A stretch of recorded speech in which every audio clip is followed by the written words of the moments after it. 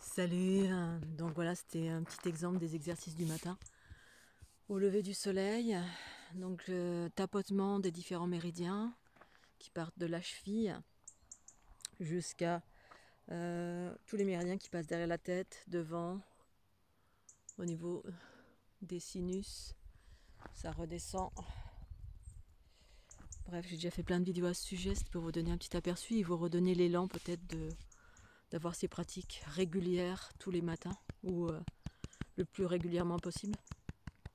Ensuite, je pratique des tapotements au niveau des ganglions. Ici, au niveau du... J'avais déjà fait une vidéo également. Au niveau des clavicules. Les clavicules sont un peu à l'horizontale, là, presque obliques. On longe les clavicules un petit peu en dessous. On frotte, je sais pas, une dizaine de fois. Et ensuite, on tapote, pas trop fort, d'un côté et de l'autre.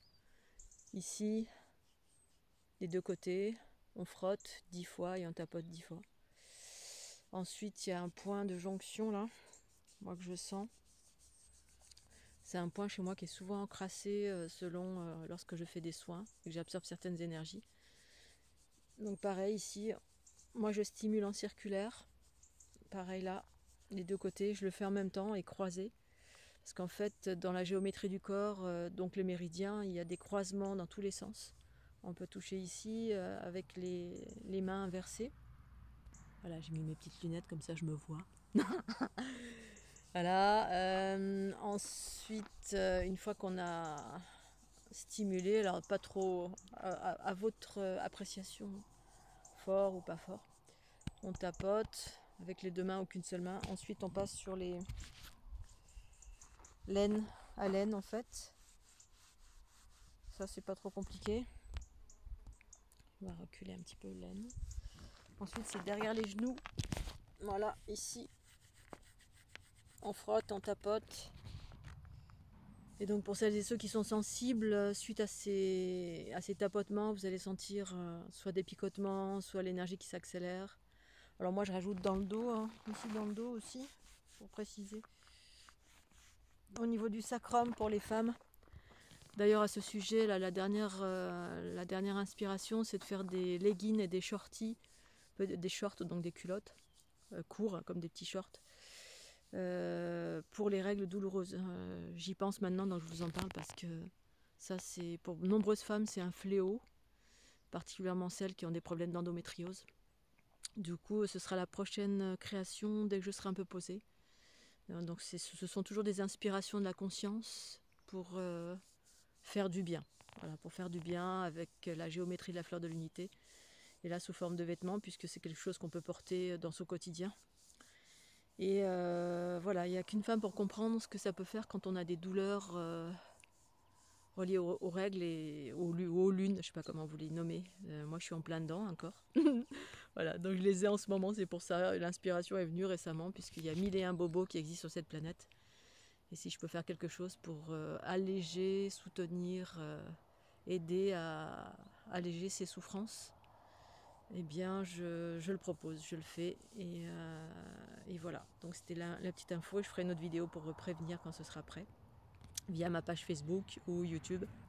Et donc en attendant, voilà, j'avais l'élan puisqu'il fait un soleil magnifique, que je vais m'apprête à faire un soin en pleine nature et que du coup j'avais l'élan de vous partager les pratiques du matin, matinales, pour le mieux-être, le bien-être, pour activer l'énergie, pour fluidifier votre énergie, puisqu'on est souvent encrassé ou déséquilibré de par nos pratiques, de par le lieu où on habite, de par nos pensées, paroles et actions, ou tout ce qui nous influence négativement, entre guillemets, sur cette planète. D'avoir des pratiques, c'est hyper important dans la régularité.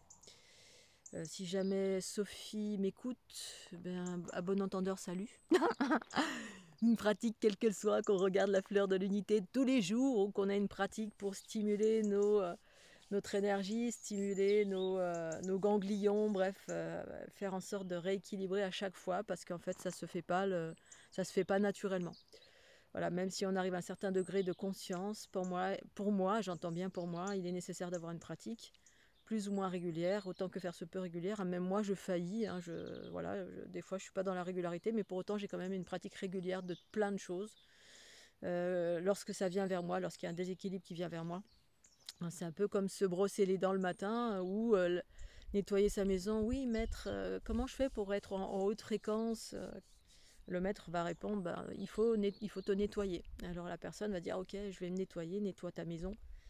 Et la personne qui pose la question a tendance à vouloir un médicament, c'est-à-dire qu'on lui dise une chose. Voilà, qu'est-ce qu'il faut faire pour atteindre l'éveil ou ceci ou cela. Il a tendance à croire qu'en faisant une seule et unique chose, on arrive quelque part. Voilà. J'appuie sur un bouton, j'apprends telle ou telle chose et après je suis éveillée, après j'ai plus rien besoin de faire. Et ben malheureusement pour moi c'est pas le cas. C'est-à-dire tant que je suis ici-bas sur Terre incarnée, eh bien pour être en équilibre, en joie, en harmonie, surtout en joie, en connaissance et en pleine conscience, eh bien tiens ta maison propre. Tenir sa maison propre, c'est tous les matins tu te brosses les dents, tous les matins tu fais la poussière, voilà, dans ta maison ou dans ton véhicule ou voilà, puisqu'on est dans ce monde de dualité et force est de constater qu'il faut refaire tous les jours, maintenir son équilibre. Hein. C'est pareil dans les énergies de notre corps, de notre maison. On doit nettoyer tous les jours, maintenir son équilibre. C'est comme là, en ce moment, je suis en mode nomade et bah, je nettoie mon véhicule tous les jours. Tous les jours, je fais un coup de... Je nettoie, je mets des huiles essentielles, parce que la poussière revient tout le temps, tout le temps, tout le temps. Chaque fois, je nettoie, puis au bout de 2 jours, je dis, mais c'est pas possible, il y a encore de la poussière, mais qu'est-ce que c'est? Bah oui, sur cette planète Terre, il y a tout le temps de la poussière, il y a toujours des parasitages partout. Ce qui nous oblige à nous nettoyer tous les jours. Hein. C'est comme se brosser les dents. Maître, comment j'obtiens mes dents ou comment je peux faire pour avoir une haleine fraîche? Ben, brosse-toi les dents. Le gars ou la nana se brosse les dents une fois. Ça y est, maître, j'ai les dents et la bouche fraîche. Un vilain de mort. Haleine de coyote. Oui, parce qu'il faut recommencer tous les jours. Oui, on est sur une planète de dualité. Voilà, et oui, il est nécessaire de se maintenir puisque les choses se dégradent et il y a des forces de dégradation, il y a des parasitages tous les jours, partout. La poussière est tout le temps là et il s'agit de faire des exercices, d'avoir des exercices dans son quotidien de nettoyage à l'intérieur de soi, à l'extérieur de soi, de maintenir ses pensées, paroles et actions dans l'équilibre, dans la joie, dans la bienveillance, bref, maintenir, parce qu'on est tout le temps influencé par ce, entre guillemets, parasitage.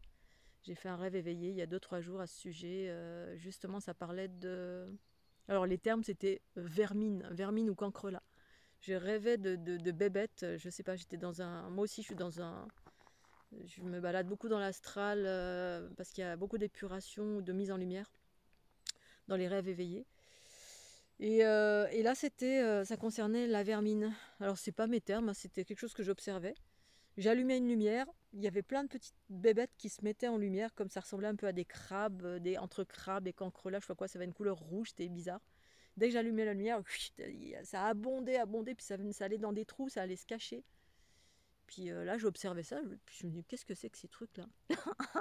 Et dans ma conscience, ou je sais pas, quelque chose d'extérieur me répond en me disant, c'est de la vermine. Ok, moi j'avais aucun jugement, rien, j'observais juste comme des petits crabes qui venaient en abondance. J'éteignais la lumière, hop, plus rien. En fait, c'était la notion de visible et d'invisible, quand on est conscient ou inconscient. Quand on est inconscient, on ne sait pas ce que c'est la vermine, les parasitages, les influences diverses et variées.